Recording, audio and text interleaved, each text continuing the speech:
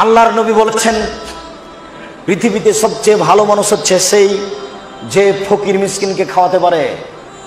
পৃথিবীতে সবচেয়ে ভালো মানুষ হচ্ছে সেই যেই ফকির মিসকিনকে খাওয়াতে পারে।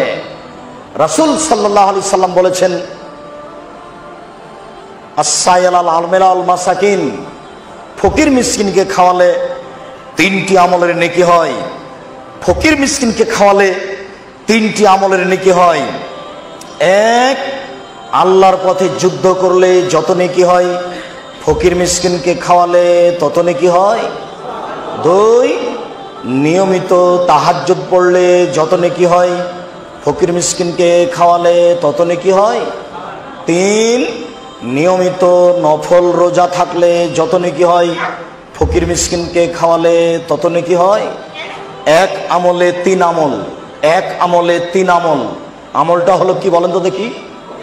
ফকির মিসকিনকে খাওয়ানো। বাড়ি যাবেন আর বলবেন 1 আমলে 3 আমল, 1 আমলে 3 আমল। 3 আমলের 1 নাম্বার, আল্লাহর পথে যুদ্ধ করলে যত নেকি হয় ফকির মিসকিনকে খাওয়ালে তত নেকি হয়। নিয়মিত তাহাজ্জুদ পড়লে যত নেকি হয় ফকির মিসকিনকে খাওয়ালে তত নেকি হয়। নিয়মিত নফল রোজা সিয়াম থাকলে যত নেকি হয় ফকির মিসকিনকে খাওয়ালে তত নেকি হয়। মনে থাকবে না? আপনার বাপের অভ্যাস ছিল মসজিদ থেকে ফকির ধরে আনা। বাড়িতে ছিল 2 জন কিষান কামলা। আপনারা ছিলেন 10 ভাই বোন। 10 ভাই বোন, 2 জন কিষান কামলা 12, 2 জন ফকির 14, বাপ মা 16 জন মানুষের ভাত রান্না করতেন আপনার মা ঢেঁকিতে ধান ভেঙে। কোনোদিন আপনার বাপ মা কোনোদিন ভারী মনে করেনি। আপনার স্ত্রী যেখানে ভাত রান্না করে সেখানে আছে গ্যাসের চুলা, সেখানে আছে ফ্রিজ, সবকিছু রেডি। রাত 10টার সময় গিয়ে বলছেন খালেদা একটু উঠো, তো একটা মেহমান আছে, একটু উঠো, খানা পানা একটু রেডি করো। হ্যাঁ, তুমি মেহমান নিশ্চয় ঝামেলা পাকাও। নাক ছিটকানি দিল।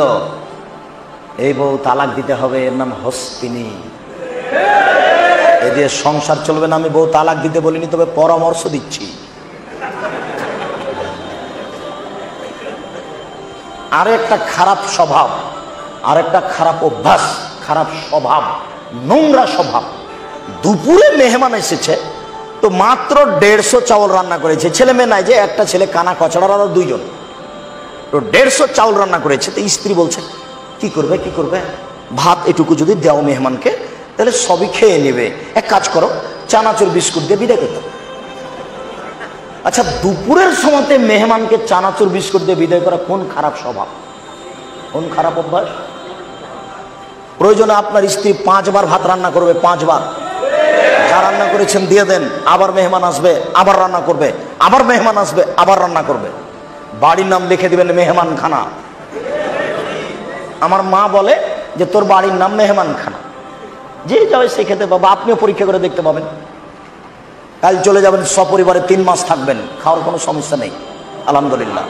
খাবেন থাকবেন। 3 মাস থাকার পরে যদি পর্দার ব্যতিক্রম দেখা যায়, জাতির সাথে কথা বলবো না। 26 বছর থেকে বলছে, আজকে নতুন নয়, আজকে নতুন কিছু বলিনি। যা বলছি অন্তত 100বার বলা আছে জাতির সামনে। 26 বছরে কোনোদিন যদি কেউ প্রমাণ করে দিতে পারে যে আব্দুর রাজ্জাক সাহেব পথ খরচ চেয়েছিল, পাথেও বলেছিল একটু পথ খরচ দিয়েন, এটা প্রমাণ হয়ে গেলে জাতির সামনে কোনোদিন বক্তব্য দেব না। 26 বছর থেকে বক্তব্য দিচ্ছে, 90 সাল থেকে কেউ যদি বলে দিতে পারে যে আব্দুর রাজ্জাক সাহেব একদিন বলেছিলেন একটু লিখবেন পিস টিভি বাংলা, একটু লিখবেন যে ডবল কামেল দাওরা ফারেক, এটা আমি ইশারা করেছি, ইঙ্গিত ইঙ্গিত করেছি, প্রমাণ হয়ে গেলে জাতির সামনে বক্তব্য দেব না। 100 দিনের কথা, কথা কাঁটায় মাপা আছে, 19-20 হবে না, এই ভাবি বলা আছে 100বার। আবারও বলছি, আর আপনার একটা শব্দ যদি ছুটে যায় তাহলে আপনি ধমক দেন। নীতি পরিবর্তন করুন, নীতি পরিবর্তন করুন। নিজেরটা সবসময় ভাবুন, অন্যেরটা ভাববেন না। শুনুন, সন্তান হত্যা করবেন না, বাড়ির নাম লিখবেন মেহমানখানা, হিন্দু মুসলমান বৌদ্ধ খ্রিস্টান সবাই খাবে। চাউল বেশি করে রান্না করবেন, সারাদিন ফকিরে খাবে, মেহমানে খাবে, রাতে গরুতে খাবে, গরুতে খায়, তবু চাউল বেশি করে রান্না করবেন। এই হিসাব কেন আসলো? এটা ঠিক নয়। জাহান্নামীরা যখন জাহান্নামে চলে যাবে, তখন জাহান্নামের পাহারাদারা বলবে, কেন এসেছিস, কেন এসেছিস, জাহান্নামে কেন এসেছিস? মা সালাকাকুম ফি সাকার, তোরাকে জাহান্নামে কে নিয়ে আসলো, জাহান্নামে এসেছিস কেন? তখন জাহান্নামীরা বলবে, লাম নাকু মিনাল মুসাল্লিন, সালাত আদায় করিনি, নামাজ পড়িনি, এই জন্য।